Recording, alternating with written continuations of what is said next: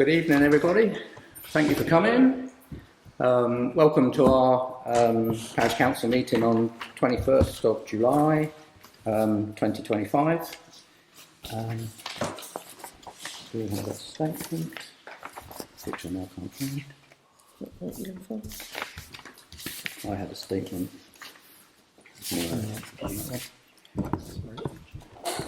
Apologies.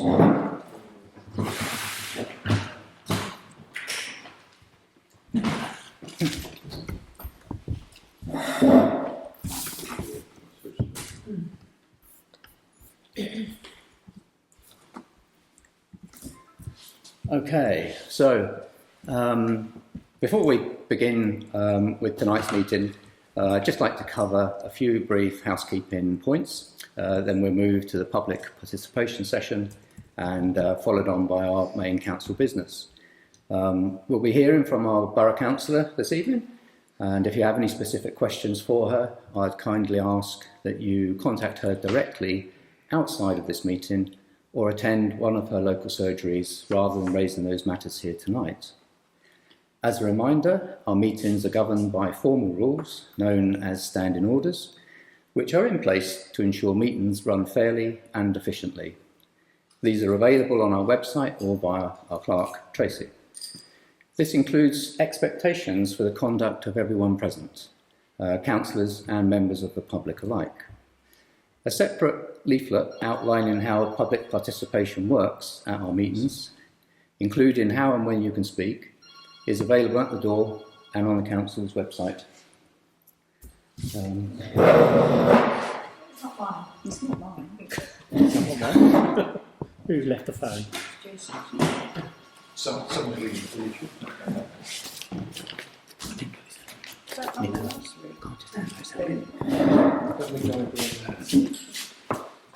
Is there somebody in there? Yeah. Sorry about that. This is the leaflet now, actually, so you have all seen it before. Well, no, not all of you. Some of you have seen it before. Please do take a moment to refer to that if you haven't already. As chairman, I will always encourage respectful and constructive participation. I'm sure everyone here will continue to behave appropriately, but I must make clear that obstructive, offensive or improper behaviour will not be tolerated. In line with Standing Order 3H, please note that any questions raised during public participation do not necessarily require a response at the meeting and will not prompt debate.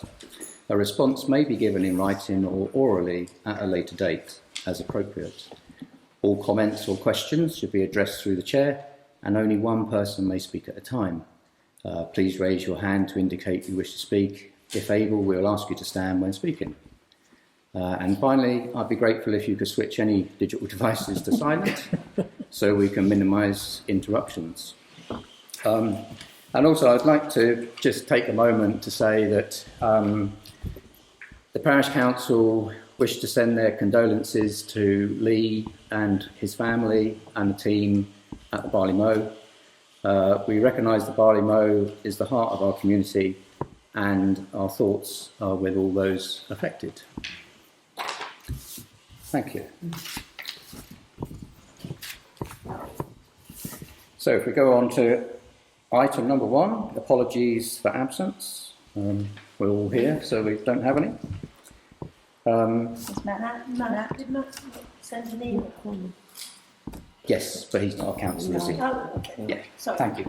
No, he did send his apologies for not attending, yes. Number 2, acceptance of minutes. To confirm the minutes of the council meeting held on the 16th of June 2025 are a true record of the meeting. Does anyone have any further queries on those? I just have one. It's very minor, but on section 8, finance, the first sentence currently states the list of payments approved were approved. I think it would be better to say the list of payments presented were approved. Oh, yeah. Sorry. I'll change it. I'll I change only it. spotted it tonight, so my apologies for not previously spotting it. So just a minor... It's a minor typographical error. Anybody else? No. No?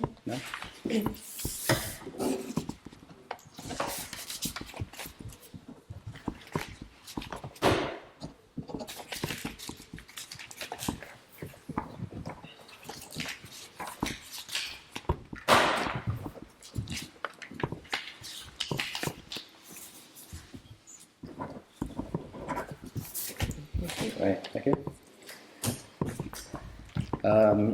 Okay, item number 3, disclosure of interest. So if we can receive any members' declarations of interests in relation to any items included on the agenda for this meeting in accordance with the Councillor Code of Conduct.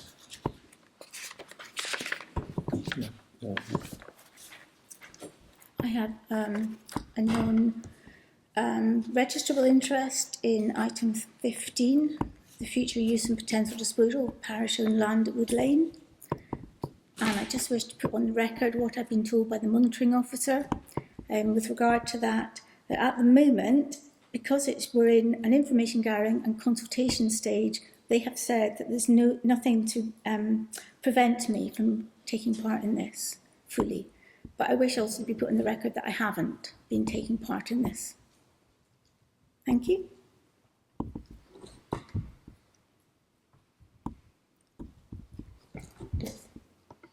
Do you wish to say anything about that now? It's up to Yeah. Councillor Parrott what she declares. Sure. Okay, thank you. What did Councillor Parrott actually declare then? It wasn't very... Sorry, I've got a non-registrable interest in item 15, the land that the parish council own. I've taken advice from the monitoring officer on the advice of the rest of the parish council. And while I have got an interest in the land, because we're at a consultation and information gathering stage, I have been advised by the monitoring officers at Guildford Borough Council that I can take part if I wish to. I have been prevented at the moment from doing so, and I haven't done so. Okay. Okay. Number 4, DPI dispensations. To receive and consider any written requests for new, if any. I did email Tracy asking if I could have a dispensation, and she said that at this stage, no. So it's up to members whether they'd like to give a dispensation so that Councillor Parrott can speak on that matter or not. Where's the dispensation? It was emailed to all of you. Just Oh. Was it? I don't think I saw that. I haven't I haven't seen received an email about that. I can check it now though. When was it sent? Was it this morning or last night? I haven't received one. No, I haven't.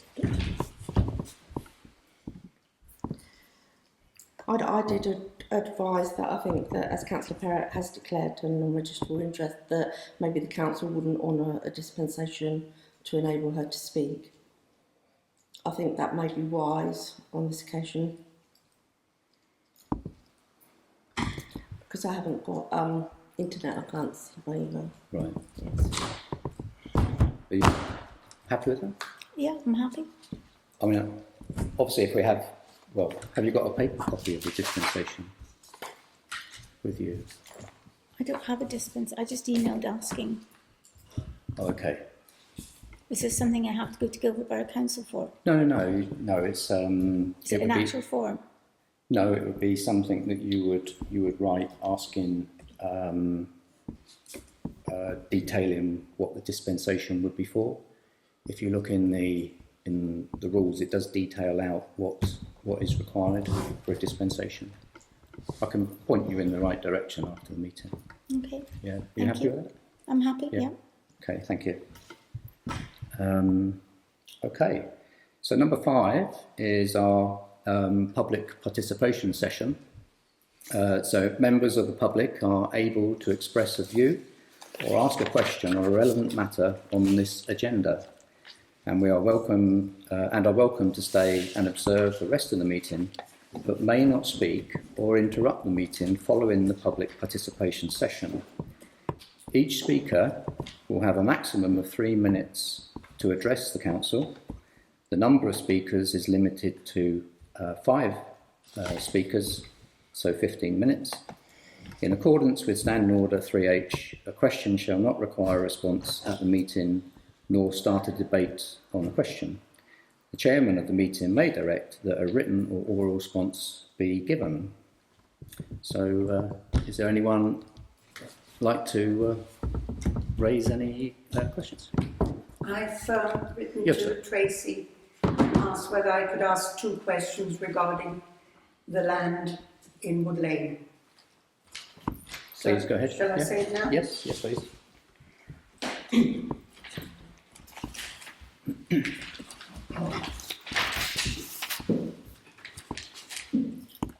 First of all, I would like to quickly say that we are very pleased to have Tracy to have stepped into the role of parish clerk, and we appreciate very much what she does for our community. However, I know from my experience in business that temporary employment for a secretary or bookkeeper can become very expensive over time. And as the hourly rate is at least twice as much of a normal employee, I wonder whether this might be the reason why the council might be in such a hurry to sell the land. If that is the case, then it looks to me as if we've put the cart before the horse, because surely if a clerk can be found soon, then concern over running out of money wouldn't be an issue. So my question is a hurry related to the vacancy? And if so, what steps have been taken to find a new clerk? And then, do you want me to say the second question, or do you want to make a comment? I'll say that we'll discuss that when it comes up on the agenda, if that's okay. So, did somebody write that down? Well, I can remember it, yes. Well, So, and the second question was, once the consultation closes, what decision-making process does the parish council envisage they will follow? So basically, after the 15th of August or whenever all the questionnaires have been received, what's the next step and how you would proceed? yes, Okay. yeah, I think we'll answer that one as well Yeah. later, because I think it needs Yeah. us all to discuss it. Thank you, sir.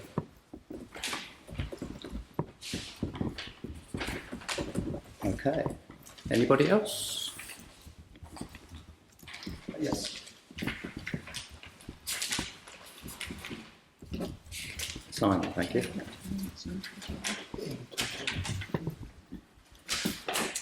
Good evening, councillors.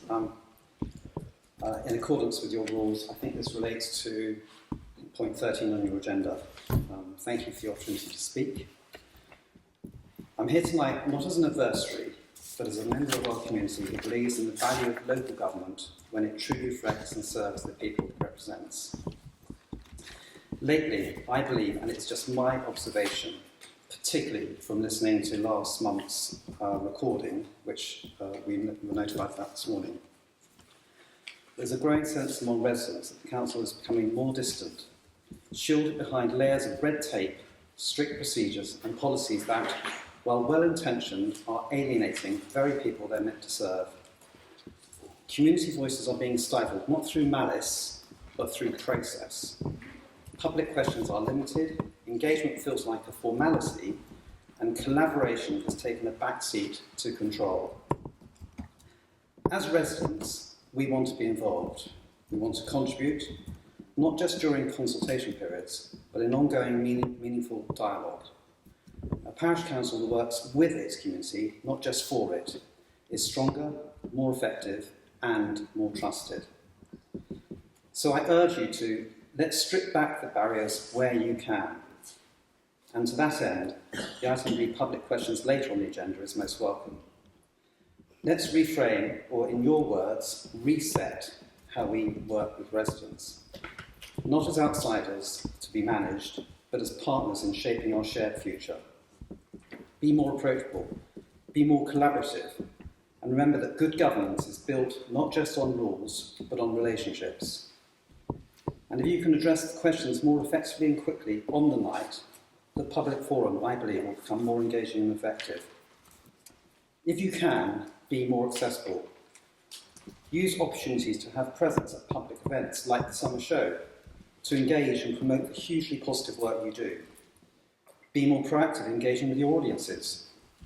Use the community WhatsApp group, which has a far better reach than the parish council. And expecting people to educate themselves via your website, referring to them to you should have seen it on the website, I think is simply unachievable. Allow people to feedback and question the other contributors to the meeting. And I specifically mentioned that I know that Surrey and Keltham councillors can speak, but they cannot engage. And I actually see it's futile that they appear. They might as well just send in a written report. But above all, realise that we are in this together. Your reset is designed to make you more accountable and transparent. Simply don't forget the human aspect of your roles. Please be kinder, considered, and respectful to your residents. And where you can, please retain some flexibility. Rules is rules, but community engagement and spirit should have no boundaries. Thank you for all the work you do. Thank you, Simon. The comment, factually, we're obviously in a big issue with openness and transparency, going back probably prior to, say, February this year. I know that 2 councillors sought to change that. And that is possibly part of the reason that I'm now chairman. How the chair runs the meeting should not be a reflection on any other member of the council. I have chosen to attempt to run the meeting according, as you say, exactly to the rules.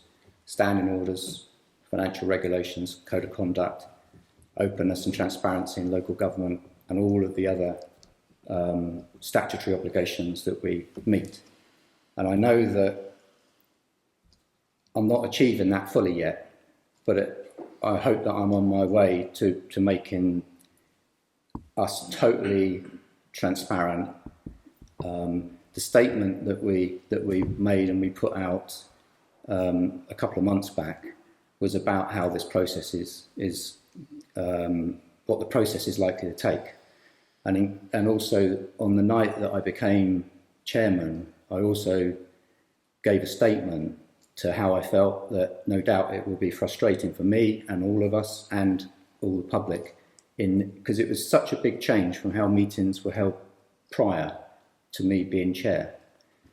So we're certainly not there yet. We still talk about how we can educate ourselves better with training, and hopefully how we can educate members of the public however that's done. The problem is we do really realistically only have the website to do that. Sure. To some degree.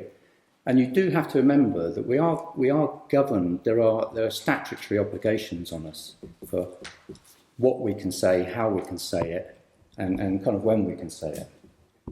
So I understand your frustration, but I do think the reset at the moment is about trying to get our house really in order. I don't want anyone accusing us of not being open or transparent or doing any of the other things that we should be doing right. And I just see then we look at how we can open it up. I do not want to go back to how meetings were run previously, because we couldn't get anything done in the meeting, and it stopped us from doing proper council business. So don't blame the other councillors. I'm not saying you are. Don't blame the other councillors. There was no blame. It was purely an observation. But how I run the meeting, the chair of the meeting is different to the chairman of the council. Chairman still has the same, only the same power as any other councillor. It doesn't have any greater impact. The fact that I chair the meeting means it comes down to how I want to chair the meeting. So I do feel it's still an ongoing process. Yes, you can see that the rules that we are following may feel like they're stopping contribution. There's still plenty of ways for public to contribute, and we want to get through that. We are dealing with, the Wood Lane consultation has been a big thing for us and continues to be a big thing for us, and it is therefore more difficult to, I guess, for other members to put things on the agenda that they feel they want to get on and get done. But I do believe that there is possibilities and options there to do that. So I think it will come and it will change. Yeah, no, I think I simply wanted to air, having listened, I've only listened to the first 25 minutes, and I was just a little surprised, because I purposely didn't attend you, because I was so disenfranchised by everything. And agreeing with you, the bum fights pre the reset were ridiculous, and I really felt for you guys. But I think, as you say, moving forward, I think it's good to hear that we haven't reached the optimum yet. Clearly we haven't, and there must be better ways forward, still respecting the rules and regulations, so that, as I said, it's collaborative, it's working with each other. And I think for people not to come here not knowing whatever they speak, they're going to be not necessarily shouted down, but politely asked to sit down or stand up, as I heard earlier at the June meeting. But so I appreciate your response. Thank you. It's that type of thing that is within our rules. It's every member adopted those rules. Every member had the chance to comment on those rules and make any changes they felt or saw fit at the time. So that's why I feel, as chair, I'm going to follow those rules. Now, you might think that, all right, I have taken them, or I'm trying to take them to the nth degree, because I feel then I do not want to be accused of not being open or transparent. I have nothing to hide. I've said it before. Parish councils, there's not a lot you can hide, and there's no need to. So I want to make sure we are open. I think the frustration about you feeling that the council possibly isn't as open as you'd like is really about communication and education on all our parts. And it's just trying to get across, how do you actually engage in the right way, and how do we respond in the right way? And I don't think there shouldn't be an issue about engagement at all. But I'll just go back to what I said when I became chairman, was there are going to be frustrations, and these are obvious frustrations. But I would like to think we'll get to a point where hopefully things will be easier and everyone knows how it all works. Thank you. Is that okay? Yeah, that's good. Thank you. Sorry, I went over time there. 13 minutes. Yeah. Is there anybody else who'd like to speak just before? Yeah, well, I will. Yes.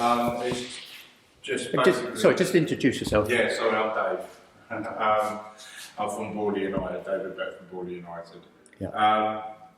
We are in the process of, we've got a men's football team, but we're wanting to branch out for an under-23s football team as well. We've come across a gap with the FA that 16 to 23-year-olds get kind of lost, and their football career kind of ends.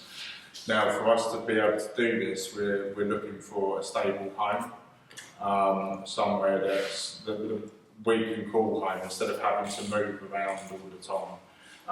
When it comes to under-23 teams with DBS checks and so on and so forth, you have to have something solid and concrete where the youth are going to be playing. So this is one thing that I believe is on the agenda tonight. We're in good stead as a club. We were just wondering whether it would be possible to hire one of your pitches and possibly call it our home, really. Yeah, well, as you say, it's on the agenda, so we are going to discuss it this evening, and hopefully have a resolution for you that will say how we can proceed with that. Is that okay? Thank you. Yeah, thank you. And thank you for coming along. No, Yeah. thank you. Okay. So that's the end of public participation, so restart standing orders. So we have had an apology from Matt Furness, our Surrey County Councillor, that he can't make it tonight.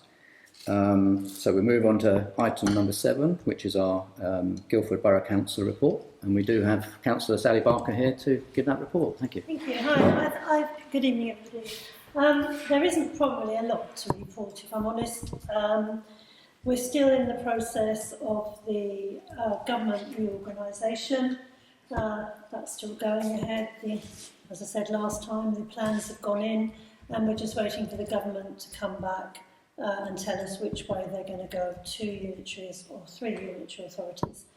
But the thing I probably wanted to highlight today, that if people were interested in hearing about them, there's 2 opportunities. One on the 24th of July at the Guildhall in Guildford at 7 o'clock, and one on the 28th of July at 7 o'clock at Ash Manor School. So if you were really keen and enthusiastic about local government reorganisation, suggest you go along and hear about it. There was a parish council meetings last week, but I don't know if anybody... There was an opportunity for the parish councils to go on the 16th of July to a meeting. Was there? Yeah. There was a web one. Yeah, did it? I went to that. Yeah, I did. I don't know if it was helpful or not. Obviously, I'm going myself this week, so... I did the webinar, but I didn't get to the Bush Hotel in the evening. It was the same day, so Yeah. But anyway, so we are trying to... it was very interesting. And there is a lot of opportunity for people to send their feedback and comments via email as well. So that's probably the key thing, and doesn't affect you so much, but there is a proposal going to the council next week that off the back of this reorganisation, they're going to look to setting up a town council for Guildford, so that we don't lose all of our traditions and heritage. And the mayor, as some of you know, I'll be very pleased to commit to that one to make sure mayors continue. But so that's it really. And just going back to Matt, he did ask me to highlight to you that he's now got another pot of money. So if there's anything you need doing in the parish, please contact him. Great, thank you. Yeah. So I'm going to go over to Tom, if that's okay. That's fine. Thank you very Unless much. there's any questions. Okay. Thanks. No, nothing from me. Thanks, Tracy. You can zoom into that. Yes. Thank you. Bye. Thank you. Good night. Okay, number 8 is finance, to approve the list of payments. I think this is what you sent earlier, wasn't it? Yeah. So I sent a list of payments to all members. I did miss one off, sorry, but I've added that on now. And then Ian sent through the list of direct debits. There's a copy of all the invoices here. Members wish to see. Is that everything there, is it? Yeah. Yeah. So is everyone happy to approve these payments? So I had this was already approved at the Previous meeting. previous, but I have contacted them to ask if we can be reimbursed because we're not using it, so I was Yeah. going to ask that. What did you add in? What did you add in? For The the additional one? Was it that one? The other? Zoom. that was one that was missed, the audit, so that it was Oh. the audit, so that's been added onto the schedule of payments. I did want to query this one, this has been paid, but I don't know if that still stands up until that date, or if that's something that we've got to change. You know, the domain and hosting. It will still stand. Oh, Obviously, right, we'll yeah. talk about the new hosting Yeah, after, yeah. but yeah, it stands at the Yeah. moment. It's just being used for emails at the moment. Yeah. Yeah, I had put a question mark against those MDC ones. Are they for the audit? All 3 of them for the audit? No, so one is for Zoom. I think that's the audit, This isn't is it? the audit one, so that's the audit one. And then One's for the there's Zoom, hosting. and then that's for and the email. hosting the domain.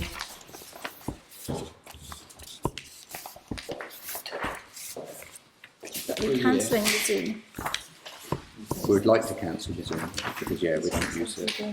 We're doing Zoom. Yeah, it came up payment, Lynn, before we knew. Yeah, why is this going through NDC? Which? It's a It is company back owned pay. by Bill Nelson, isn't it? Is it Bill Nelson's company? Yes. Yeah. And why are we doing it through that? Why are we doing what? Why are we using him for? Because Bill set it up years ago, and it's still something that we're trying to get out of. Later on the agenda, we have about the new .gov, so I can speak then about the move to .gov. But we touched still upon this need. in the last meeting, didn't we? I think Yeah. we said we have to get through it and then change, which is Yeah. It just seems funny. It just highlights it, doesn't it? When you see the Yeah, amounts exactly. coming up, and you look to see what it's for, and you look at to see it's for an audit, and then you see the other two, and you think, are they audit as well? And then you find out what they're for. It just seems a bit odd. to He is me. purchasing through a third party though. So Yeah. okay. Yeah, it's the same. Yeah, it was just the way, because we don't have any means of paying for things as a parish council, no credit card or debit card, in the same way that we do telephones. We go through a third party to get these services. Yeah. Okay. So are we happy to approve them? Yeah. Yeah. Can I ask one question while we're in the finance thing? Because I've been approached by a member of the public and asked, apparently there's a rumour going around that we're bankrupt and that we don't have any money, and that there's a worry that we're going to put up their council tax. And I said, well, that's not within our remit. But I just kind of want us to put out and squash, if we are in trouble, are we in trouble? It sounds like a private meeting, we can't hear what's going on. Sorry. Sorry, we're supposed to hear. Yes. Oh, good. Yeah. Come closer if you want to Well, hear. it's not that point, it's just that you seem You to were be talking amongst each other then. so none of us can hear and understand. That's. Do you want to just reiterate that? Sorry. Okay, I'm just asking my fellow councillors. I've been approached by a member of the public asking about our financial situation, because apparently there's a rumour going around that we're broke and we can't afford to pay anything. Hence my question. And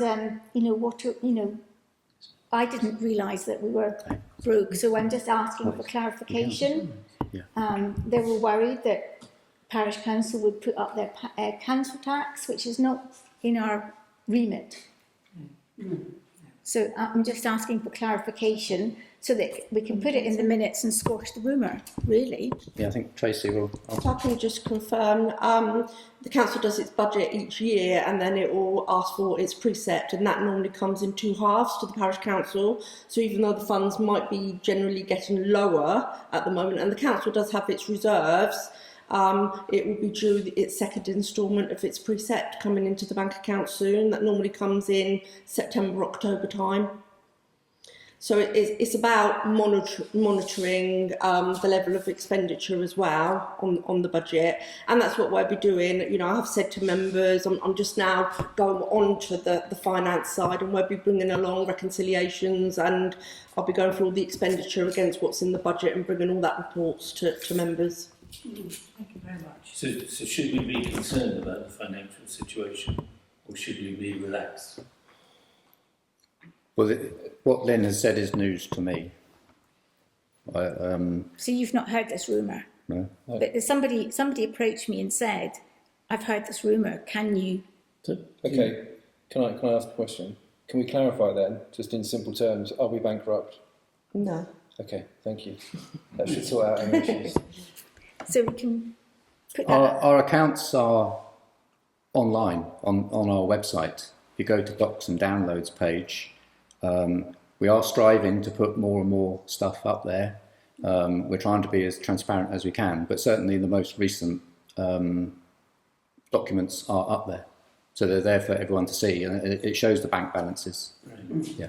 There were no minutes of the last meeting up there, by the way, today. There's draft minutes up there, yes. Yes.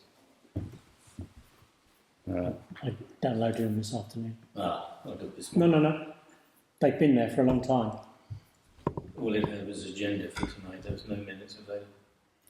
That would be for this meeting, Yeah. not for the last meeting. Yeah, the minutes of the last meeting. Yeah, 16th of June. Didn't see. Okay. It would be the line underneath. Yeah. Okay. So, are we in agreement that we are approving the payments? Yeah. Yes. Okay. Yep. All in agreement? Okay, we're all agreed. Thank you. Okay, item number 9, planning applications, to agree and to comment on any plan applications we have. So we do have, I think we should all have an interest in this one because it's for Seal War Memorial. We're on Elstead Road. So the Parish Council has made an application to the listed building for listed building consent to inscribe a name and war description to an existing panel of a World War II service person. I say existing, we have to say that because of planning, because we already have received planning approval to fit a panel to inscribe a World War I service person. That hasn't happened yet because we had a request from the Royal British Legion Seal and Sands branch that there's now a World War II person missing. So we held off installing that panel so it can all be done in one go. So this is the second part of the application. So did anyone have any comments on the application? No. Sure. No. So obviously no comment on that Yeah. one. 25P00973, that's for Downhaven Seal Lane, and it's a proposed single-storey rear extension to the existing south/west of dwelling. Did we all have a look at that one? Anyone have any comments? They seem to be doing quite a big extension, or they had planning in 2024 to extend it. So is this an extension to that extension? When I looked, I must admit I was confused by the plans. They didn't appear clear to me, but Ian is a little bit more knowledgeable on the subject. Well, I'm knowledgeable, but I spent a long time, probably longer than you, because it took a long time. Yeah, this is a proposed. They've got approval for proposed for an extension to the rear of the property. The rear of the property is L-shaped. The extension they have is permitted was to, if that's the L shape, there's an extension going to go in here, but for some bizarre reason, that extension did not join with the extended part of the L. There was a gap of 400 mil. They're looking to fill in that 400 mil with this application. Oh, I see. Right. That explains it. Despite the fact that the existing floor plan drawings show that new extension joining with the L, they're saying it is not already built, so I'm not quite sure whether it's already built or not.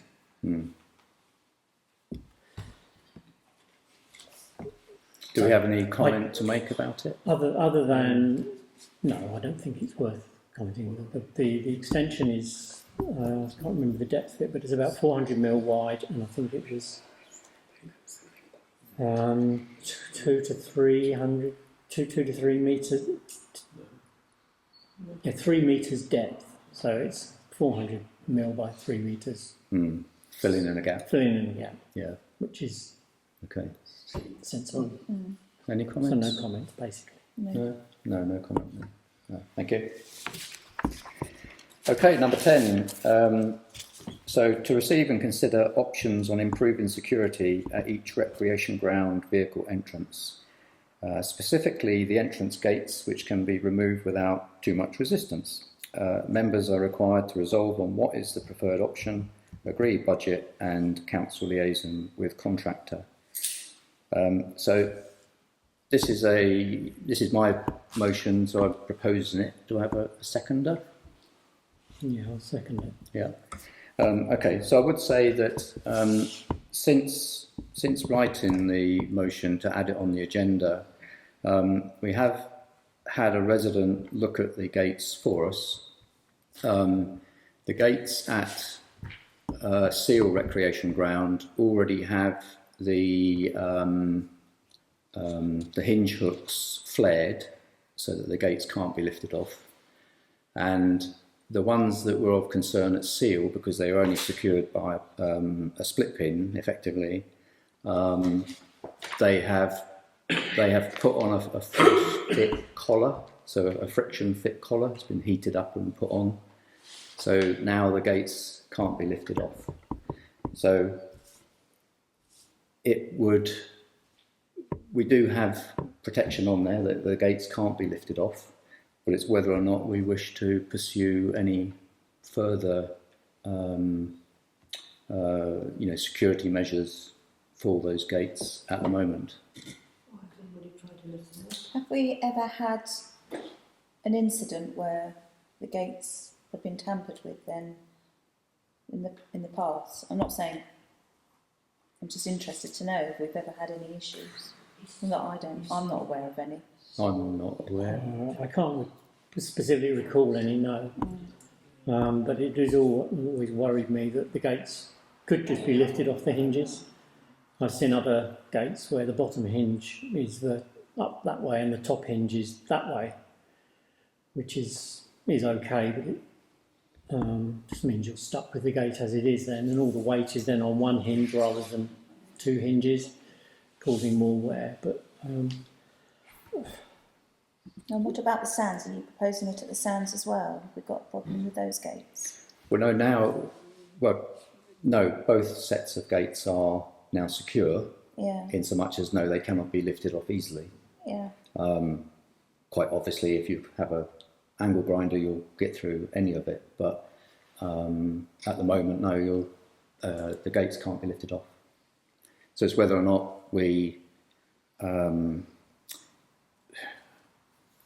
keep it on the agenda for the next meeting. During now and the next meeting, we obviously keep an eye on what's happening locally, and potentially think of other solutions. Maybe look into other solutions if we think that are appropriate. What would your kind of like basic proposal be? What would you think we would have to upgrade to? What kind of levels of security are we talking about? To be honest, I don't have any. Okay. Because there are so many and so varied. Apart from perhaps bollards, retractable bollards, but heavy duty ones potentially. Okay. But then they pose their own issues.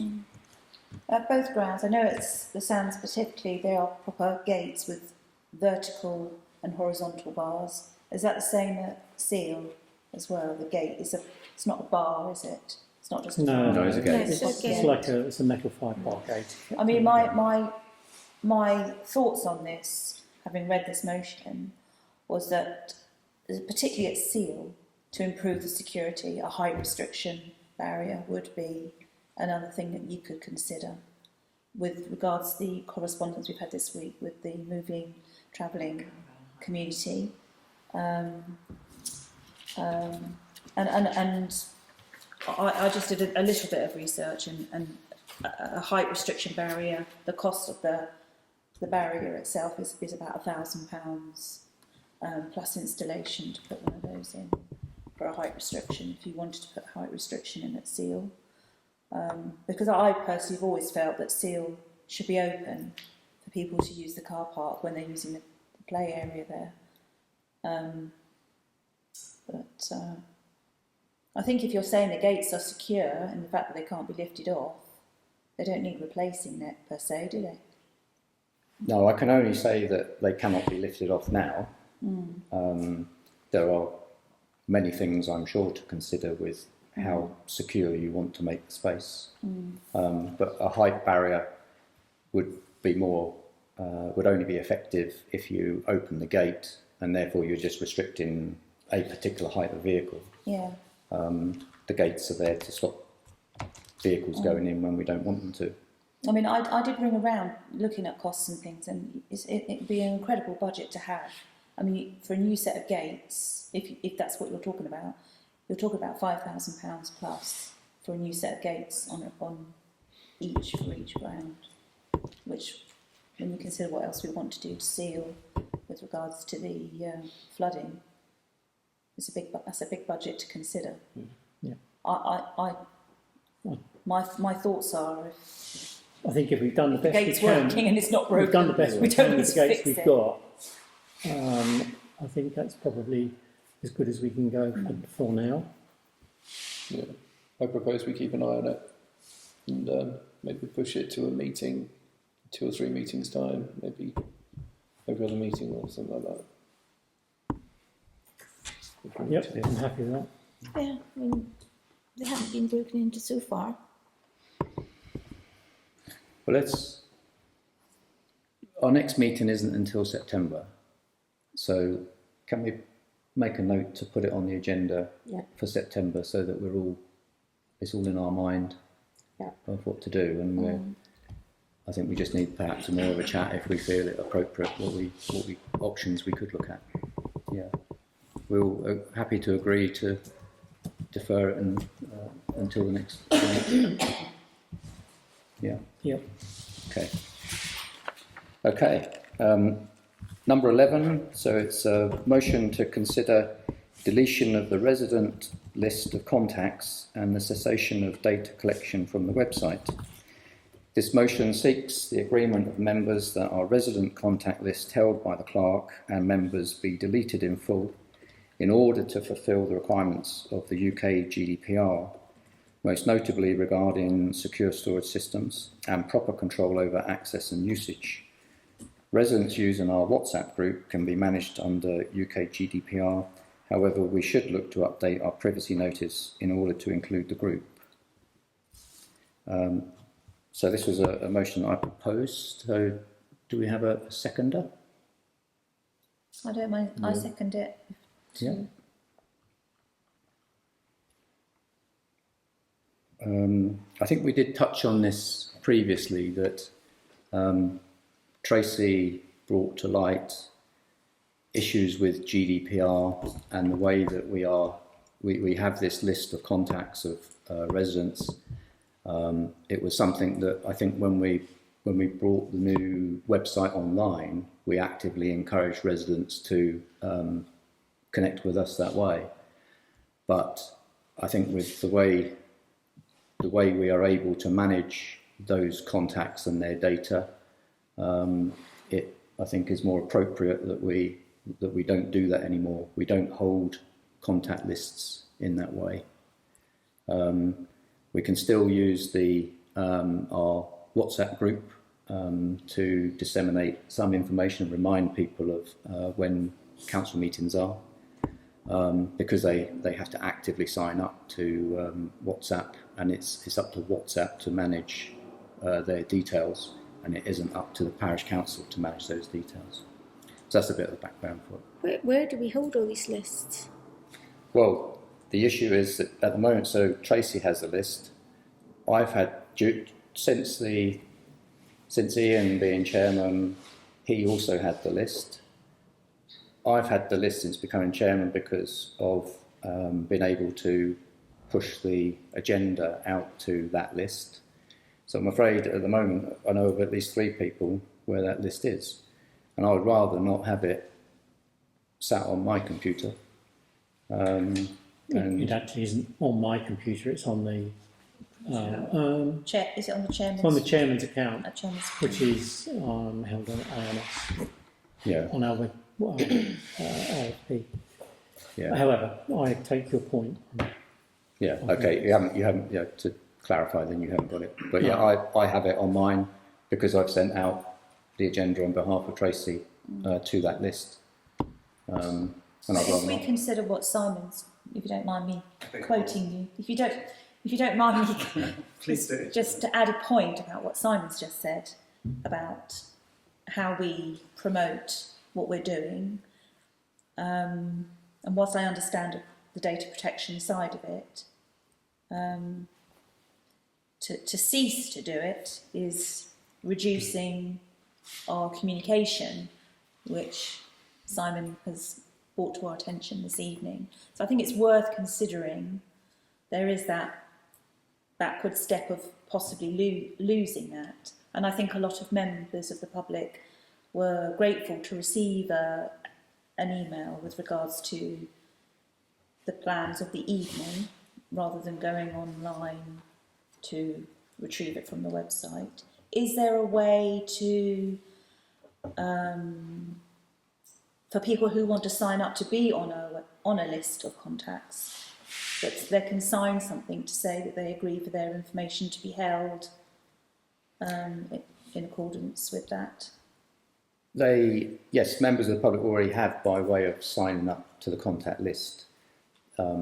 The issue is that we say the privacy policy, or the policy that we have on it, says that it will be held securely, and I don't believe it is at the moment, and I don't believe it can be, and it's more difficult with a local clerk and moving into another clerk about how this information is kept.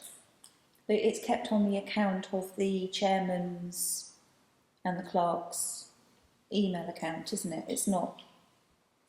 Is it just on that account? It's well, not I've had to copy it personal. onto my computer in order to paste it into emails that I've sent out. I'm not just saying that it's not just me about. So the law says if somebody doesn't want to have their contact details, then every reference point of that contact has to be deleted from every place it is. But it doesn't stop us having a controlled email account to keep those emails on the basis that that person then always has to manage the communication of that said list, that kind of distribution list. I do think it's worth putting out another email, well, generally on WhatsApp, getting people to understand that they do need to follow that guidance if they want to follow us on email and get email updates from us. I think you have to have an email account and an email communication with the community. I think there's a lot of people who won't be on WhatsApp or want to know how to use that. Now, that might be a better time to do that as if we have a change to Gov emails. I don't know what that structure looks like, but I think you do need to have an email kind of platform or channel in place. And it's obviously got to be, you've got to sign a disclaimer to say that we're going to be managed this in accordance with GDPR, and we probably need to set up a policy on how we manage that digital That data, is the issue. the data policy. Yeah, that's So my you only have my the policy concern. once you've got somewhere you can securely hold it.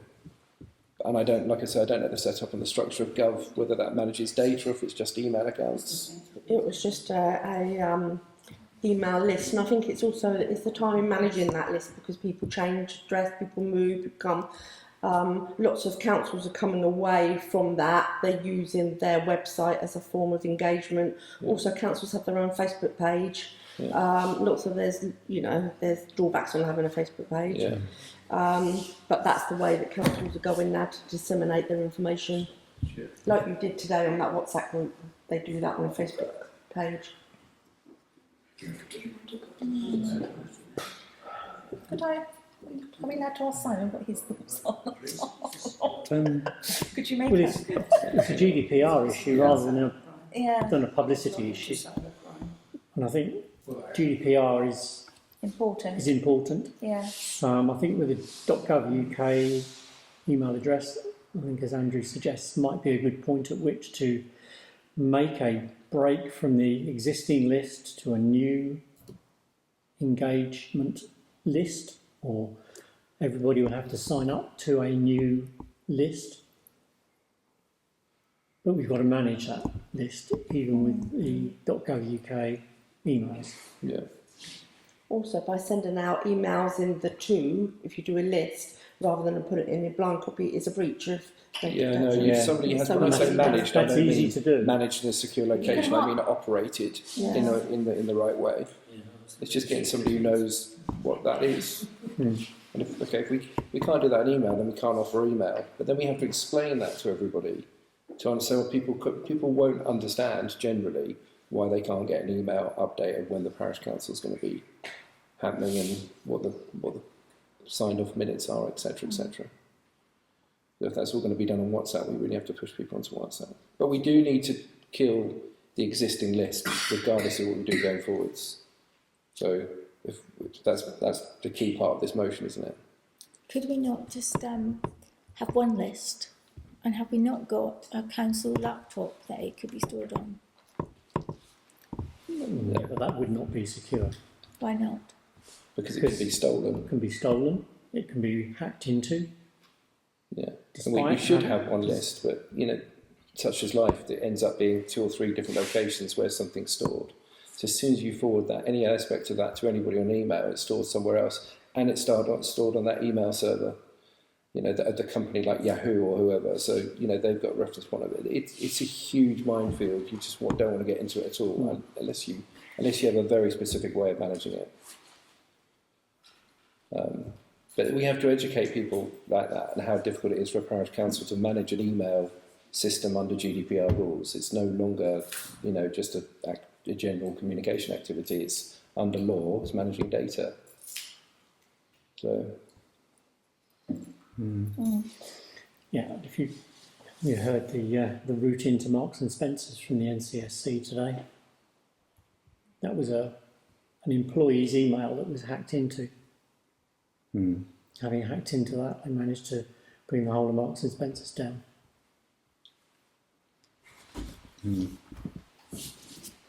Okay. Does anyone it else was just wanna- a point I was just raising, having listening to Simon tonight. Yeah. I don't think we necessarily disagree with the points raised, but it's the management of The that practicality information of it, and practicalities of certainly a parish council of this size and with this, say it for everybody else, technical capabilities. We just don't have that level of skills available to us. Computer skills. And all it was that we were emailing was the agenda and minutes, was it? Yes. Yeah. But the data can be breached to do other things, can't it? Yeah. Well, we can look at other ways of making sure that we're circulating that information in other ways. Like you say. Sorry, just another question. How many people? What's the data list look like? How many people are on it? 15. Ballpark. Is it 15? 10, 15, is it? Delete it. No, I think I'll go to them all personally and to explain to them why. Yeah, I think it's a few more than that, but I can't remember exactly. Certainly not more than 30. Great. Okay. No. Brilliant. Okay, that's a really good thing. Yeah. But Okay. Any other comments? Okay. So on that motion then, we're asking members to, if we wish to delete the list and no longer use it. So all those in favour? It's unanimous. Thank you. will there be some follow-up communication for that, Chair? Yeah, I think we'll have to send out to the list that it will be. The irony is we've got to send out to the email list to tell them we're going to get rid of their emails. Brilliant. Exactly. And also, I will remove the contact page off of the web, or that area for that email. Off the web. Yeah. Okay, thank you. Can I just ask on the GDPR issue, the fact that my address and that we've got an insurance claim has been published, is that not a GDPR breach? It didn't actually say name of it, it just said it probably wasn't good practice to say the actual address, but it didn't have any personal information on it, and that's part of the, it's lessons learned really about what we put out. Yeah, because that's quite sensitive. If we were to sell our property, it's been put out in the village that we have an insurance claim. It's up to individuals if they want to take that up with the Information Commissioner, but it's not actual personal details. It's not your actual name that was put out there, so it's not your personal details that was put on there. Okay, thank you. Okay, thank you. Item number 12 says motion to receive and consider training for members to Discuss and confirm arrangements for how members can access personal training as a requirement of our commitment to continual improvement in how to be a good councillor, better understanding of code of conduct, standing orders and financial regulations. Members are required to agree a budget for each member to use per year and how this can be implemented, i.e. whether or not we have to go through the clerk or whether we can do it independently. So this is a motion that I will propose. Do I have a seconder? Yep. Ian? Okay, thank you. Anyone like to comment? Oh yeah, it's really important. I mean, that's one of the things that we found, and through this process, this transition process, that we weren't all on the same page regarding some of the ruling. And although whilst we knew a little bit of some of it, we all knew a little bit of some of it, we didn't know the full comprehensive thing. The only way to do that is to see it as a continued professional development and do a webinar now and again, and ideally face-to-face meeting. I'm better on webinars than I am face-to-face, but I think as a minimum we should be signing up to maybe 2 or 3 webinars a year or something like that on key subjects that have the biggest impact in the community, not necessarily the minority things, but like large kind of like change of government structure. I see that as, you know, big priority. Neighbourhood planning, guidance, big priority, you know, as 2 examples from my point of view.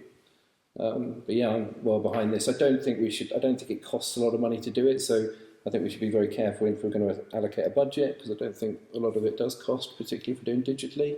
Some of them are free. So yeah, that's all I've got. Signing up through SALC and NAUC, they run some that are free, some that are about £30, £40, like lunchtime or evening webinar type training, which I'm keen to get onto because I can do it in a more bite-sized chunk.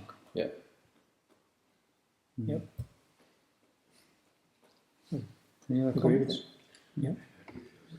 So, if we're kind of in agreement with it, then what budget are we looking to set? Because I know that there's some chairman training coming up that I'd like to attend, and as we say, there's various webinar type style. Do we want to training. have an individual member budget, or do we want a training budget for the parish council? And we Did you say dip when into you it? set your budget for the year? Did you put in training for members? No, I don't think there I don't was. think it wasn't a consideration at the time. So it would have to come out of your reserves. yeah. Is there a sort of like a template of what we should be having and what is advisable to have?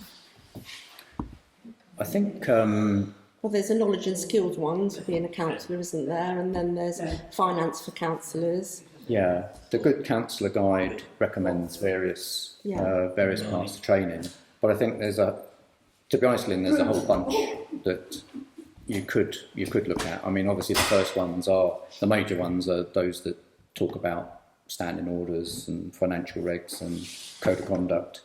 I think that, you know, and then down from there really, that's the ones I'd be interested in making sure we're aware of how we all interpret those. And for me, like I say, you know, chairman training I think is important. So are these on webinars, and are they costing money? And if they're costing money, should one of us do them and then disseminate the information to the rest of us, rather than all of us have a cost? Well, I think some of them you would probably want to be on a face-to-face with other members and you know, other people attending, and I think you would be part of some sort of Q&A if you wanted to be. So I'm not sure whether are you meaning record them. When I went on the planning webinar, I sent out all my notes to everyone so that everyone saw what I'd done. And Yeah, we can do that. I don't think it doesn't hurt to do that. I think for me, I'd still like to probably access the training myself where possible. It's a good point though, from a point of view. So if we know what the syllabus technically is, like the core things we need to be doing, we maybe decide whether or not we all need to do it, or whether or not one person needs to do it, and then disseminate and discuss it maybe at a later date, because it doesn't make sense that as long as everybody's doing something, and I'm not the one just not doing anything, for example. I think we should all be doing something. Yeah. I think we all will benefit. Can you Can I make a propose? suggestion? Yeah, Sorry. yeah, If yes. you're halfway through the year now, more or less, maybe two per member or something. And if you say like £100 per member for the rest of the year, and then consider it when we're setting the budget for next year. Yes. So Yeah. you could do your chairman training plus one other or something, whatever, or Yeah. share it between you. But if you allocated, say like £100-ish, because they're about £45, aren't they? About I think so. Yeah. £45. Yeah. As you're halfway through the year now, Yeah, do you're it. sort of end to end. Let's do that, and then we can consider it in the budget, in the forthcoming budget, can't we? I know that doesn't mean we won't get to access it until next I year. did circulate some training, didn't I? Yes. Yeah. Yeah. Yeah. Yeah. Should we suggest then that we allocate £100 per member until the end of this financial year? Yeah, so it's 31st of March. Yeah.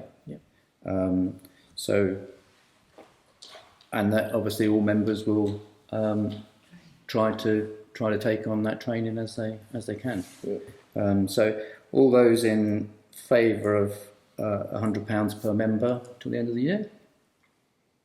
It's unanimous. Thank you. Can I have a resolution that you're happy for that to come from the reserves budget as well? Because we haven't got a budget. Yeah. So Are all members happy that the money will come from the reserves budget? All those in favour? okay. Unanimous, thank you. Okay, thank you. So item number 13, motion to consider adding an addendum to the standing orders point 3E. This would allow the public to raise issues pertinent to them for consideration by the PC, even if they are not on the agenda. Currently, given the new SOPs, the public are only able to raise issues if they have previously submitted their issue and had it put on the agenda. I believe that if we are to truly serve the public, then we should be open to ad hoc issues being brought up by members of the public. So if I may come in, Chairman? Yes. This was really, I wrongly advised on this. Your standing orders does say that a motion for this should come from two members of the council. So I don't know, Councillor Parrott, whether you just want to withdraw your motion and then bring it back in September, or you just ask for a seconder, but it doesn't follow standing orders. I should have advised you on this really a bit better. I'm happy to defer it until September. Yeah, but you will need to get another member to bring that motion forward for you. Right, okay. It's got to be signed by two members So can I ask if because anybody it's else a is change to interested? standing orders. Can I ask if any other councillor is interested in this motion? I would be happy to second it. Thank you. Okay. Thanks. Okay, so we'll defer item number 13 based on those points. Okay, item number 14. So this is Borley United Under 23 Football Club. To consider the use of Seal Recreation Ground and Pavilion for Aldershot and Camberley Sunday League team. Kick-off times at 10:30 in the morning.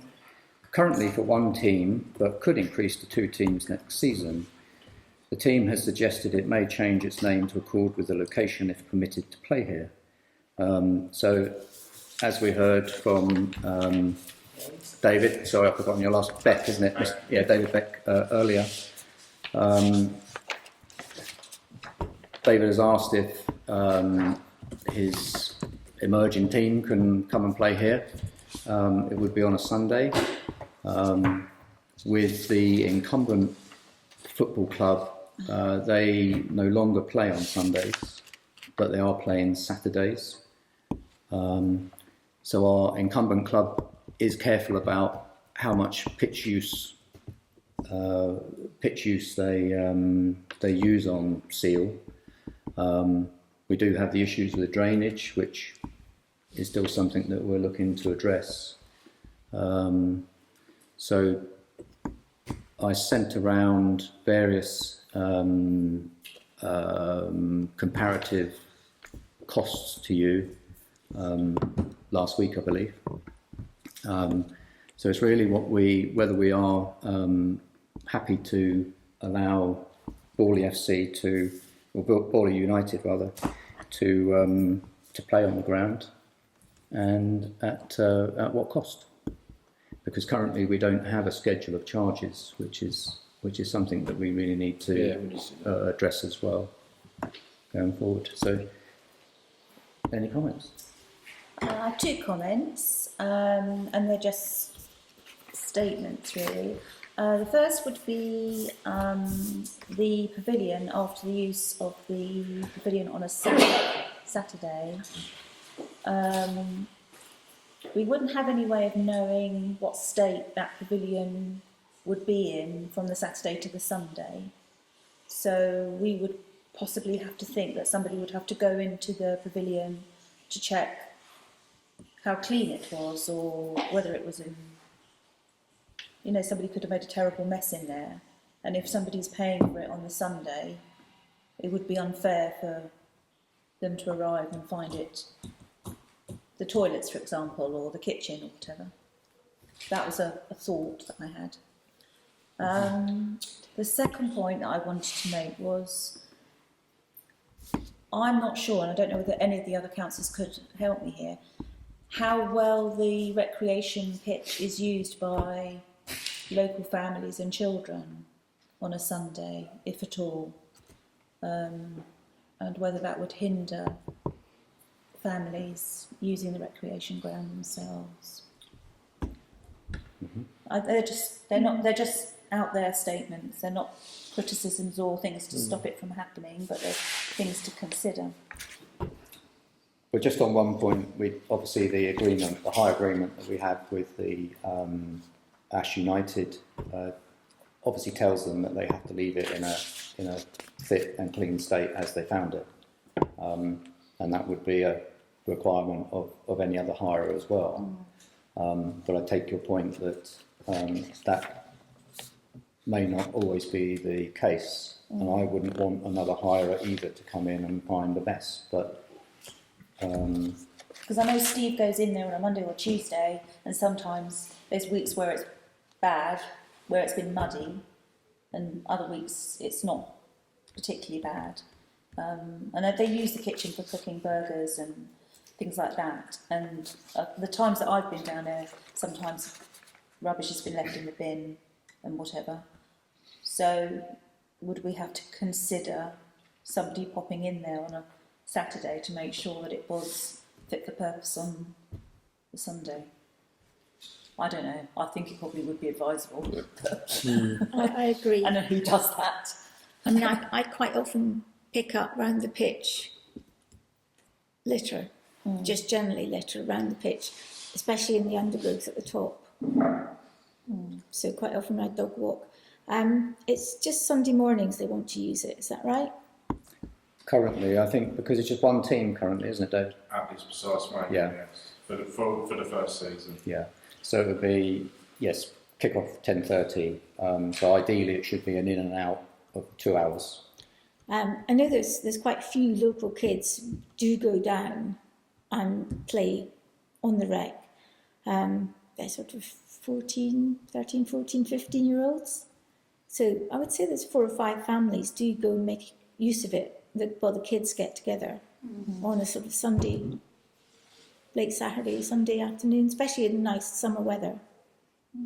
So, but on the flip side, if we advised families that there's a possibility, or there could be additional matches being paid, and that we said that, you know, the recreation ground is free in the afternoon, say, but it also could also be a nice thing for families to go down and watch, could it not?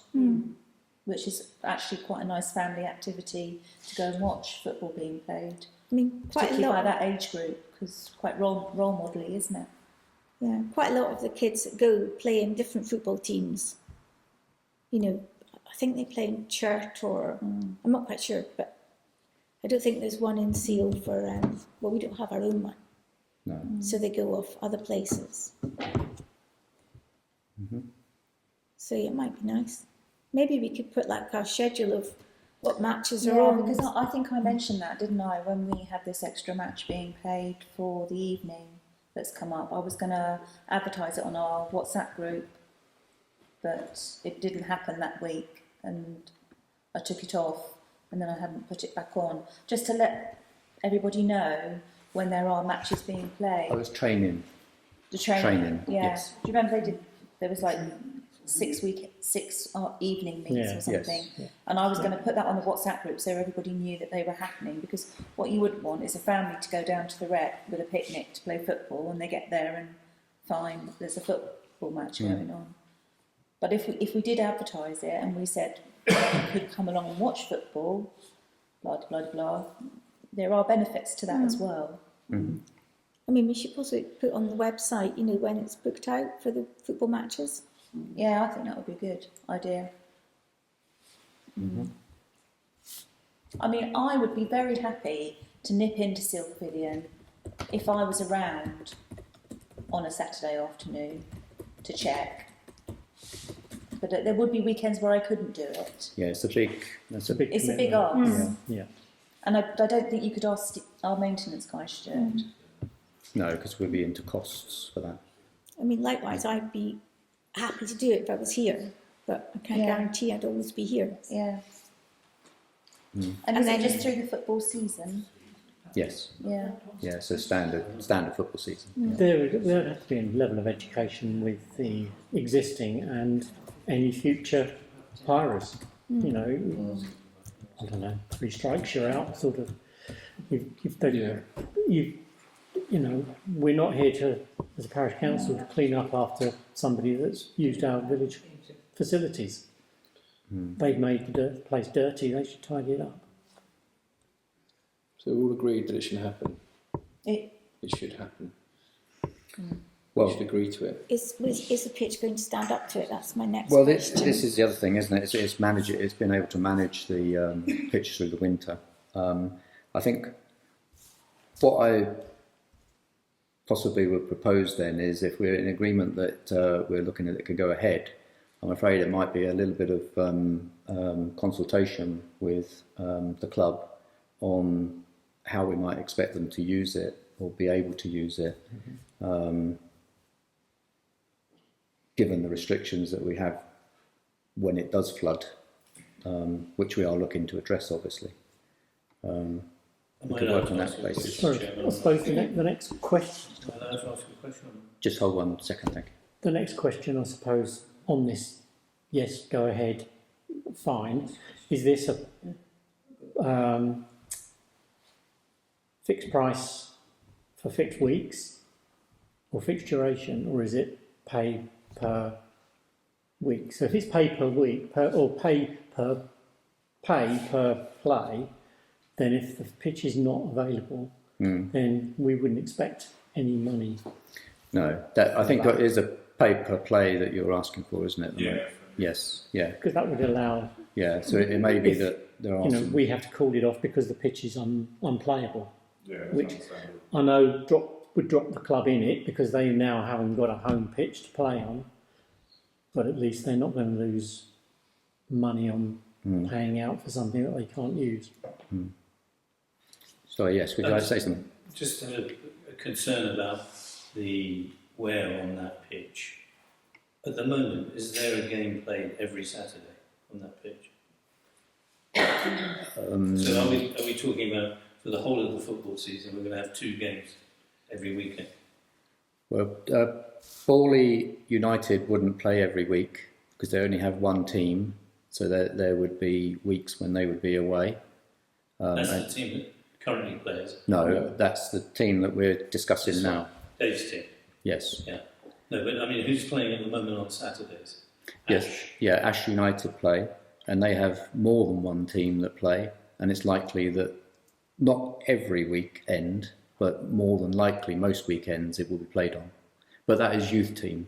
Yeah, it's going Well, it doesn't matter whether it's a youth team or it's an adult team. This is the wear on the I think pitch it does a is the little same. bit. Yeah. I think it does. Okay. What I'm asking about is, if you're going to have a game played every Saturday, and we're going to allow another team to play, hopefully for them, every Sunday, that's an awful lot of wear on that pitch. Okay. Thank you. That would be my agricultural comment. I think, from my point of view, I'd say that actually, if we are in agreement to go ahead with it, that we would. I think it would have to be on a basis that we monitor over the course of, say, one season, how the pitch stands up. Yeah. Obviously, we have probably more of a commitment to the existing club that's been with us for some years, and obviously use both of our grounds with several teams. But I would say if we are happy to proceed with that, then it would be on the basis that we would review it as and when. And as Ian suggested, if it's flooded out, then I'm afraid we'd probably have to say that you can't play it that week. So if we break it down just into two lots, if we say that I propose on that basis that we allow use on the Sunday, are we in favour of that? As discussed. Yeah, I'm in favour of that. So all those in favour? Unanimous? Okay. So the second point would be charges then. Given that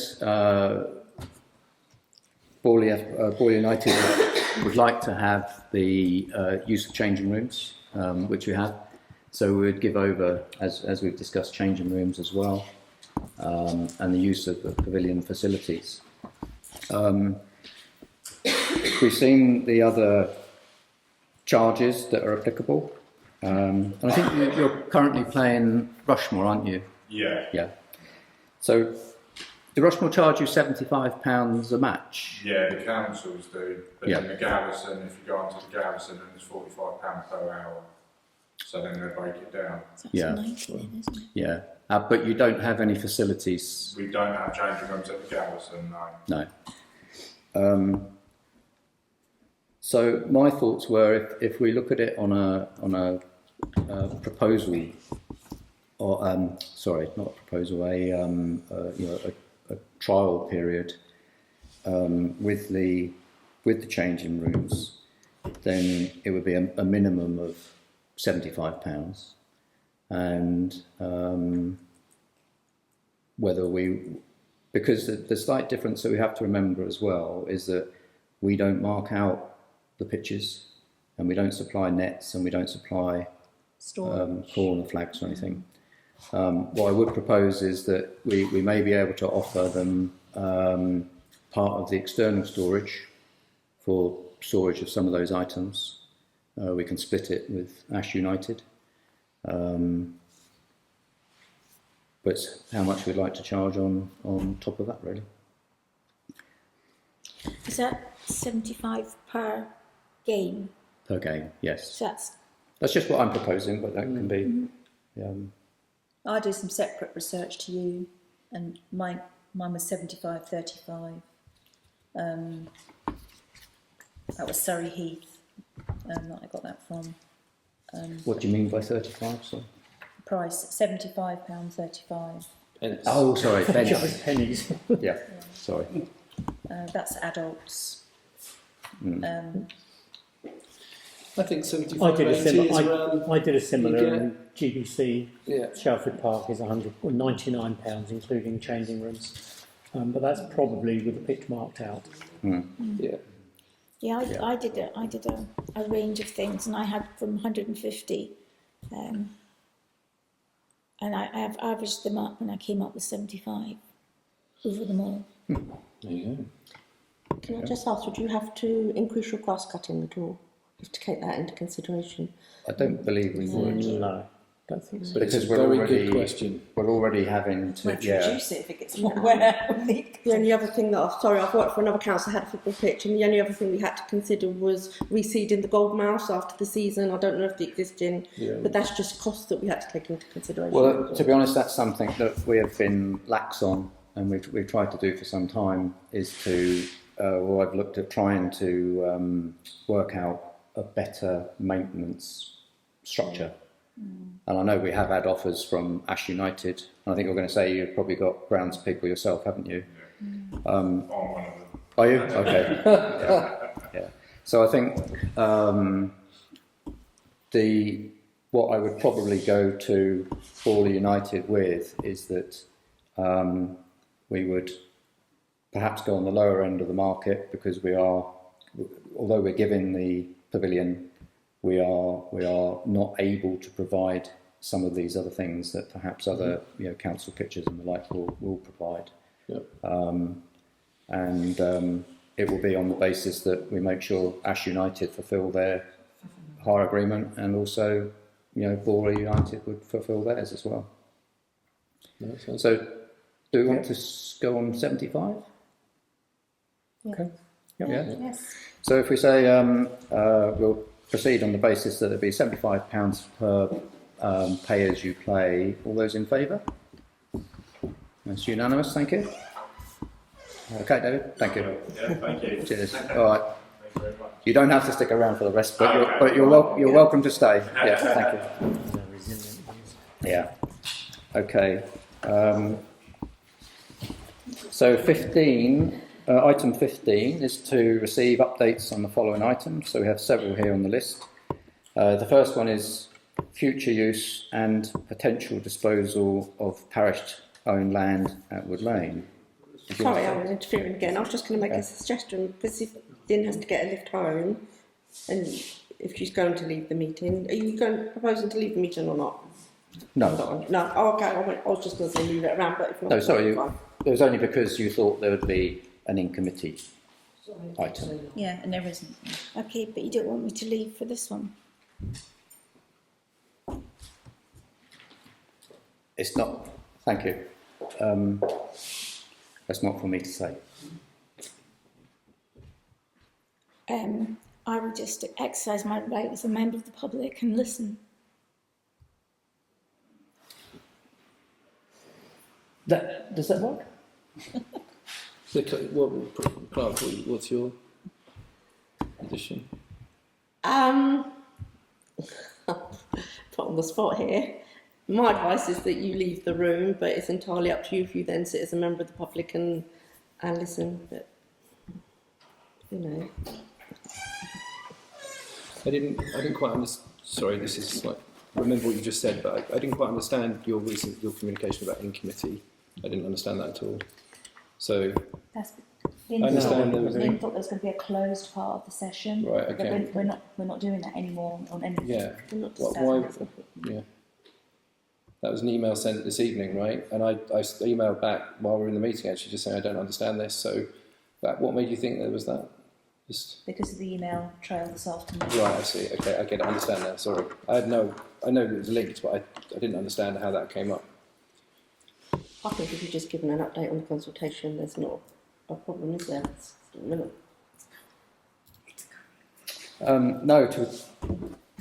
to be honest, the only update I had, I was going to now have to ask you,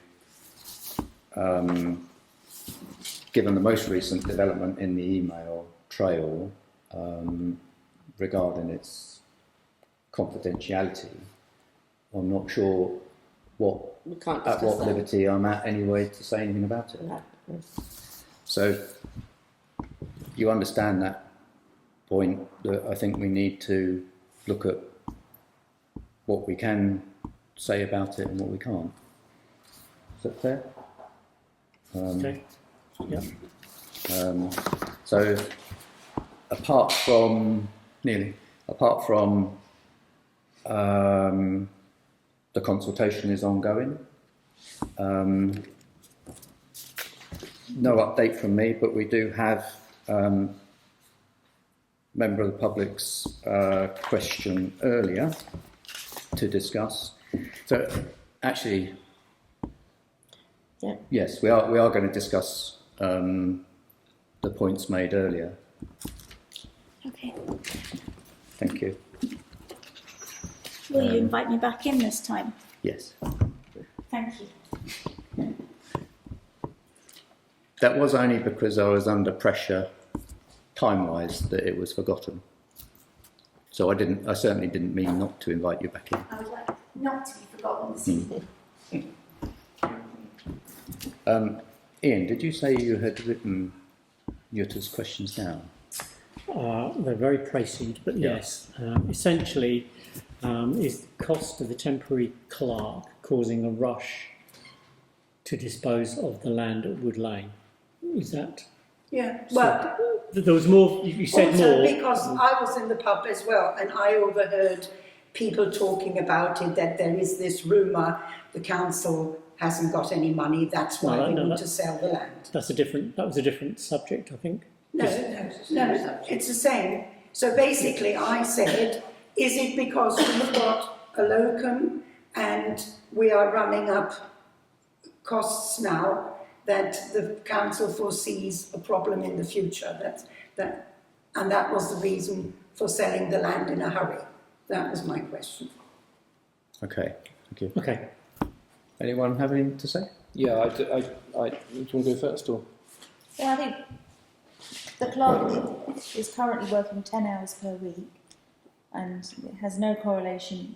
And within those 10 hours, she achieves the role of what needs to be done. It's not related at all to... That was not the question. That was not the question. I think Tracy is doing a wonderful job.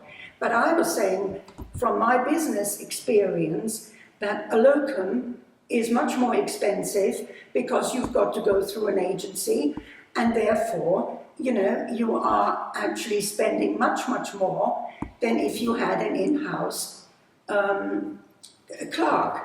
And I was wondering whether this was the reason that you were thinking, oh, we haven't got any new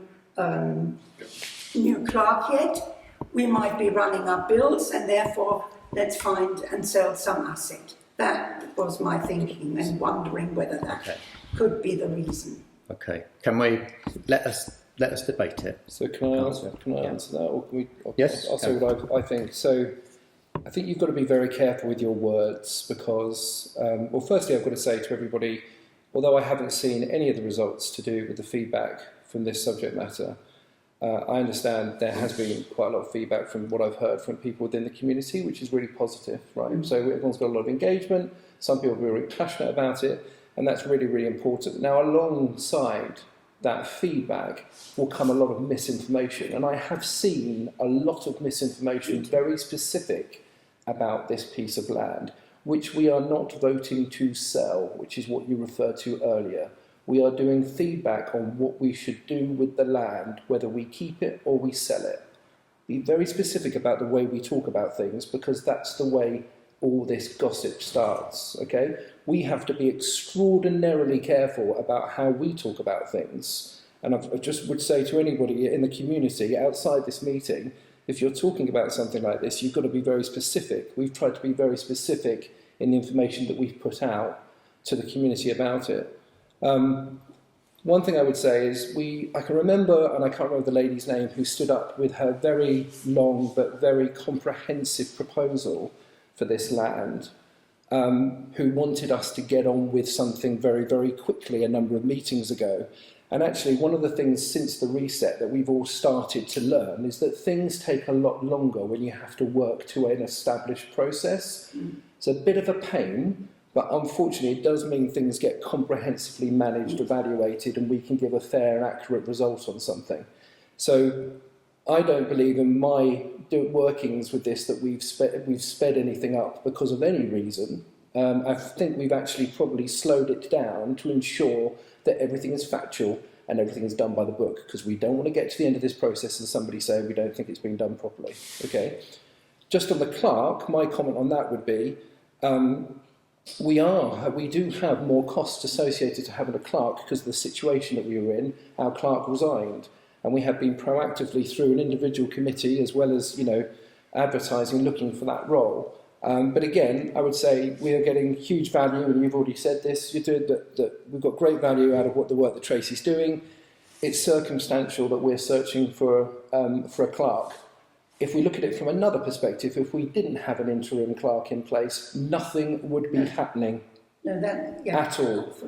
I fully Let's all remember that. And so, although we don't necessarily want all the costs associated to a locum, and Tracy doesn't get offended by this because we've talked about it before with her, okay, that we do want to keep moving things forward because we know how frustrated people are about many aspects of what's going on and the reset. I think we've addressed the situation about being bankrupt. Hopefully you've heard that from the right person in the right way, and I can assure you, well, that's not the case. And we're having constant conversations about how we structure things better going forward next year to have a decent precept that represents all the things that we need to do within this community. Sorry if I've misspoken on any of that. If any of you disagree, please comment, because I think it's important we answer. You're allowed. You can say what you like, Andrew. It's your statement. Okay. So yeah, that's all I've got to say. It's very good. So basically, Sorry, just 1 second. Can we let the councillors speak first? Can I just clarify something? I just wanted to make sure that, despite of all the rumours and what have you, that the selling or the keeping of the land, the consultation has nothing to do with the financial aspects of the parish parish council's budget or money. Well, no. No. Right. Thank you. No. Thank you. No, nothing remotely possible. Well, the one thing I would say, and Andrew touched on this, is you mentioned it yourself. You talk about rumours. If you want to find out something, you can actually, ask councillors, and you can ask the clerk. Lynn is very close to you, so I suggest she might be a very good port of call on that. But we can all talk factually about the state of the council to residents if they want to know it. The thing with the rumours, I'm not going to go in the pub and put any of the rumours down per se, because as we've said, we have to be careful in what we talk about. So just because you might not hear councillors dispel rumours out and about, doesn't mean to say that they are right. They are just rumours. No. But hopefully, I appreciate that. That's why I brought it up here now, to make sure that it is cleared up in the open, that these two issues are not related, and that basically the council is not in financial dire straits. No. So, thank you. I think as well that there's that conflation, and I think there's been a slight conflation as well with the Wood Lane issue and my taking over as chair, and the way, I said earlier about how I wish to run the meetings, and I think there's been a slight conflation with those two aspects as well. They're not linked. My wanting or making sure we follow the rules down the line has been my choice as chairman. It just so happens that Wood Lane consultation, all about the land at Wood Lane, come about at around the same time. So there should be no correlation between those either. Is that fair? And was there another question, Ian? What was the next step after the survey regarding the land at Wood Lane? Again, proceed. That was the gist of the question. Yeah. So, from my point of view, we end the consultation ends, and at the next meeting it will come up, and we would then talk about the results of the consultation. That will then, whether it's at that meeting or another meeting or even the meeting after, because it depends how many things we want to look at based upon what the consultation raises, as to what those next steps will be. So from my point of view, nothing is set in stone afterwards. It depends what happens at the end of the consultation. But what do others think? Yeah, I'm very keen to read the feedback on the consultation, and I don't want you to think that come the 16th of August, when it ends, we're going to make a decision on that day. We will be looking at that feedback and then deciding in a slower pace. It's not going to be cut and dry on that day, is it? In my opinion. Yeah, I was actually going to ask you what.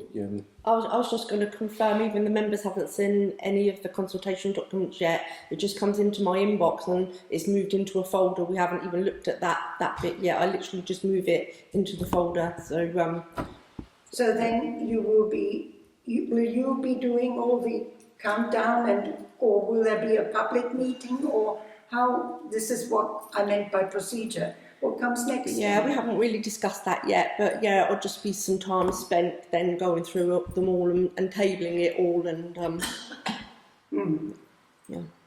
Yeah, I see it as once it's finished, we all members get to look at all of the results. Yeah, what people have wrote, and then it will be a case of going from there.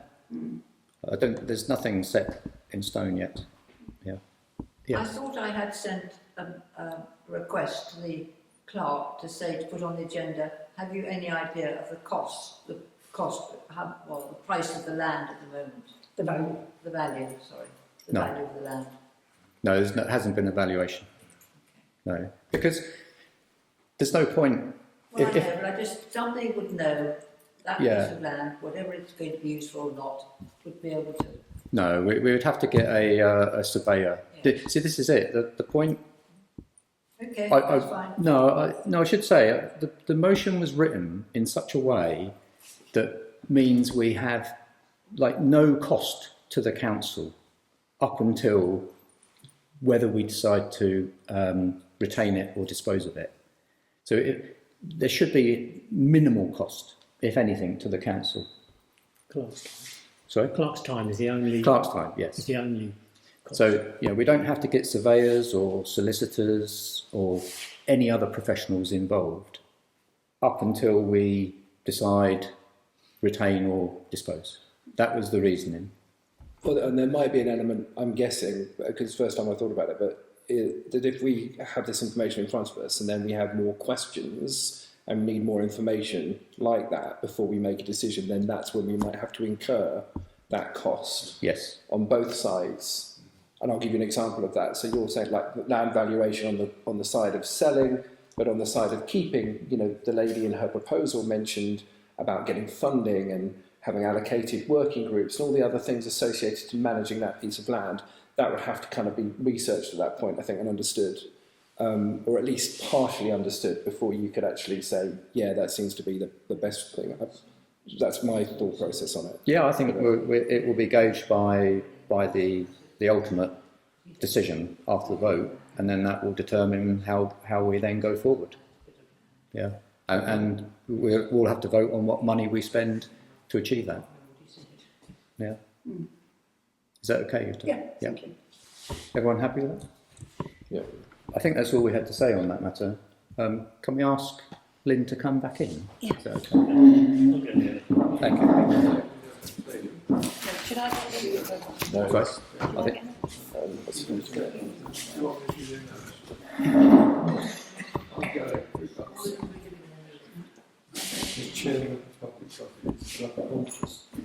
Right. Thank you very much. Thank you. Cheers, Ian.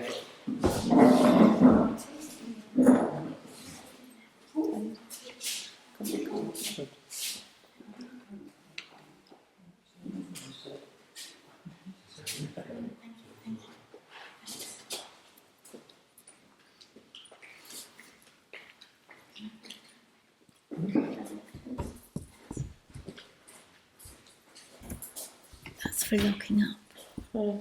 Yeah, there's a case thing outside. Okay.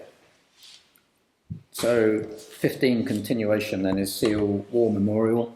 There's not much more of an update other than we all saw that the application that I made has finally got through to Guildford, and it's up to them to decide on whether they approve it or not. So really that's all there is to say, unless anyone has any queries about it. No? No. Okay. So to receive updates on council bank accounts, mandates, signatories and payment methods. So this was kind of between Ian and Tracy to resolve some of the issues with the bank. And I don't know where we've got with that. So I've had information from the bank. Have you had information from the bank as well to go on to the bank? Oh yes, yeah, I've done that. Yes, you've done that. Yeah. After I had a little bit more because I'm not so IT. Had problems uploading my signature. I was going to say somebody hasn't, because I had an email yesterday saying we're still waiting I get. That's probably for me then, because I'm just saying I'm getting. It's monitored, so I get an email once a week saying no progress, still waiting. So as of yesterday morning at about 8 o'clock. Yesterday morning, 8 o'clock, I got an email I saying, processed it all, but we're waiting for information. because I had to take a photo of my signature, but then on my phone, you didn't upload that. I had to then change it into a JPEG or something, and I had to get my son to explain to me how to do that. Oh, have you done it now then, or He's done it and sent it back to me, so it's ready to be uploaded. Okay, I'll do right. it all tomorrow. That's okay. No, If I still fail, I'll send it to you. we've got. I think it's how long it is. It's many months. Yeah. It's not. You're not time limited at the moment. So that's ongoing. Once that's been done, we can. Somebody can apply for a direct debit card. yes, finally. Let's do it. Yeah, well, as soon as we get that done, then we'll get a debit card, Yeah. because it's seriously restricting our Yeah, it is. ability Yeah. to. Yeah. I buy found things. the application form, and we just need to decide who does it and how the process goes, whether I drop out or whatever. But but it can be done. Good. Well, good that we're progressing with that one. I have seen from other parish councils that this takes a long time, doesn't it, with banks? Okay. So next one is the council.gov domain and member email addresses, Microsoft account, website hosting and IT support. So I've taken on trying to get the .gov domain. Currently, so with Tracy's help, we're waiting on the government now to come back to us to our ISP to approve whether or not we should have a .gov domain. But that's the standard process. So as soon as they come back to us, we can have email addresses set up. So just remember, it is just the email addresses currently. The website will still be hosted with Squarespace. But I don't think that's not an issue. The main thing is about having the email addresses .gov. We've already sorted the Microsoft account. That's all done. The website hosting, as I say, will stay with Squarespace. And at the moment, we don't have any IT support because we're doing it ourselves. So there's no update on that point. Does anyone have any queries on that one? No? Good progress. Okay.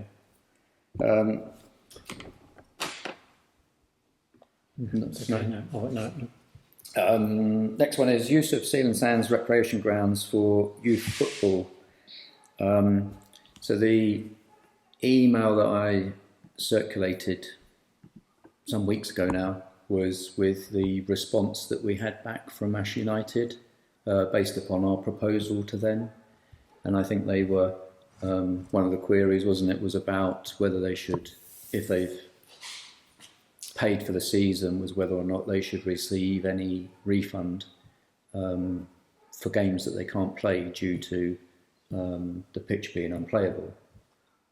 Did you like to say anything on that one?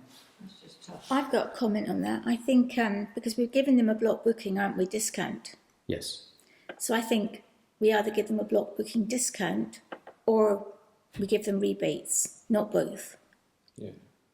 Would be my thought. We touched on that last meeting, didn't we? Yeah, I think you're right. We can't control the weather. The weather's bad too. No. No, I'm with Lynn on that one. We can't do both, can we? We can't afford to do both. I mean, I have heard in the research I've been doing with all the football clubs that Seal is actually quite highly regarded as one of the most playable in bad weather.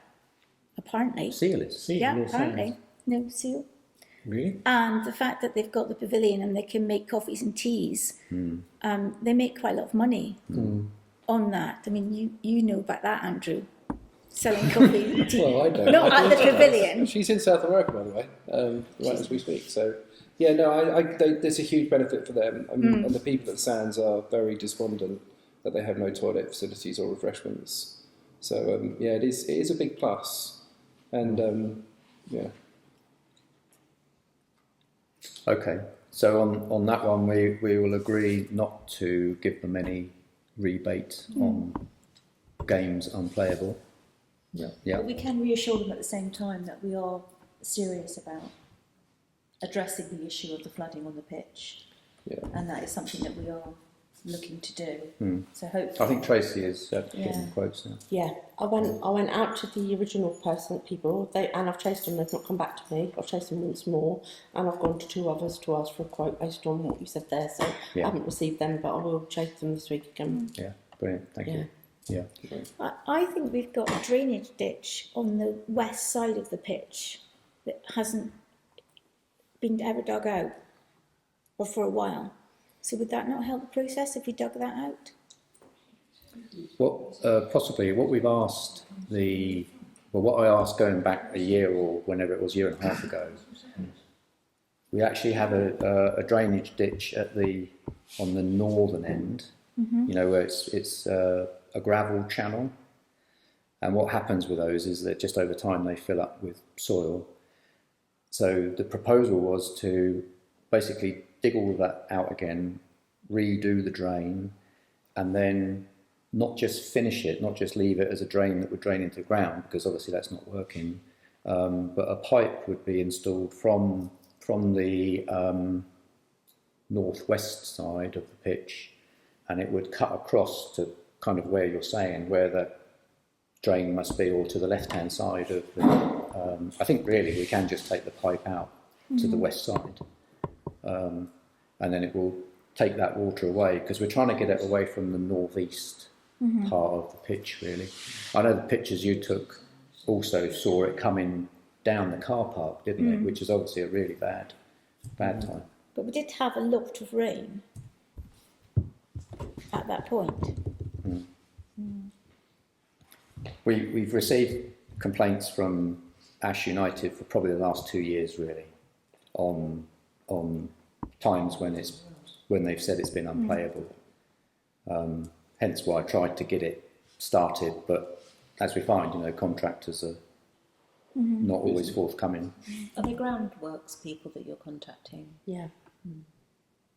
Like civil engineers, one of them was like a civil engineer. But again, it's something that we'll have, when we get those costs in, that we'll have to look and see how we can fund it. So that's, kind of where we are at now. Any other comments? No. No. Okay, thank you. So update from Neighbourhood Plan Working Group. Now I know that the group hasn't actually met yet, so I know there's no chair as such, but is there anything to report? Have you spoken to? Ian and I had a 5-minute conversation. Yeah, I started putting together an agenda and an according notice. Just not because I want to be chairman, but because it hadn't been done, so I thought I'd do it. And then I was going to send it round to the committee and say we need to get together, but events have overtaken my time on that, I'm afraid. So you should do it, Ian, because I'll be super happy to get together. Me too. Yeah.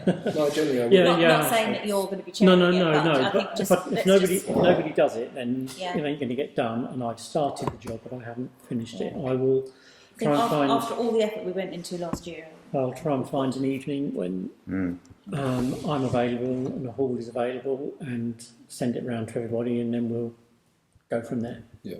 Okay. Yeah. Yeah. Great. Good. Would it be useful for us to put our holiday, if there's anybody got any holiday dates in to share to help with that? Just stick it on an email. Not in public, Yeah.